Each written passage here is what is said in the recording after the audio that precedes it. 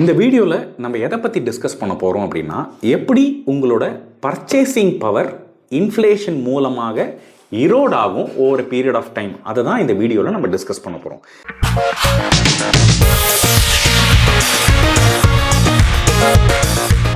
இன்றைக்கி பெரும்பாலும் நிறையா இன்வெஸ்டர்ஸ் நினைக்கிறது, என் பணம் பேங்க் அக்கௌண்ட்டில் இருக்குது, அது ரொம்ப சேஃப், எப்போ வேணாலும் என்னால் எடுத்துக்க முடியும் அப்படின்னு.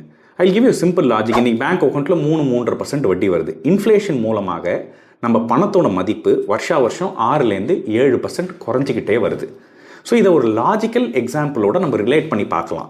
லெட்ஸ் சே ஃபார் எக்ஸாம்பிள், என்கிட்ட 10 லட்ச ரூபா இருக்குது. இந்த 10 லட்ச ரூபா என் பேங்க் அக்கௌண்ட்டில் இருந்தது அப்படின்னா அதோட வருஷ க்ரோத் பார்த்தீங்கன்னா 3%. பட் அதே சமயத்தில் என் பர்ச்சேசிங் பவர் வருஷம் 6% குறைஞ்சிக்கிட்டே வரும்.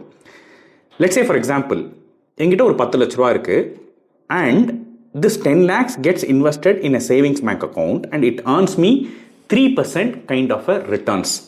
5 வருஷம் கழிச்சு my 10 lakhs would have grown to 11.59 lakhs. whereas இன்னைக்கு நான் அந்த 10 லட்ச ரூபா கொடுத்து வாங்கக்கூடிய பொருளோட விலை பார்த்தீங்க அப்படின்னா 13.38 lakhs. என்னோட purchasing power is drop down by 1.78 lakhs 5 வருஷத்தில். இதே லாஜிக்கை 10 வருஷத்துக்கு அப்ளை பண்ணுறோம் அப்படின்னா என்னுடைய 10 லட்ச ரூபா 10 வருஷம் கழிச்சு 13.43 lakhs ஆயிருக்கும். வெரஸ் நான் இன்னைக்கு 10 லட்ச ரூபா கொடுத்து வாங்கக்கூடிய பொருளோட விலை என்னன்னு பார்த்தீங்க அப்படின்னா கிட்டத்தட்ட 18 லட்ச ரூபா. The point is, in this case, my purchasing power has dropped down by கிட்டத்தட்ட 4.5 லட்ச ரூபா 10 வருஷத்தில்.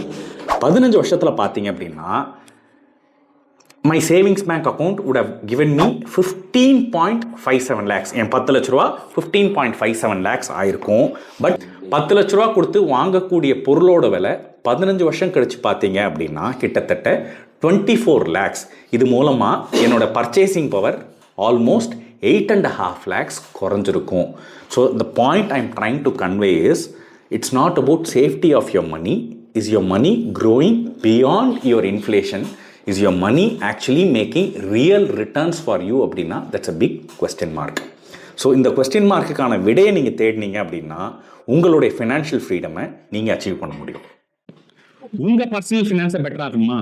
Please get in touch with us.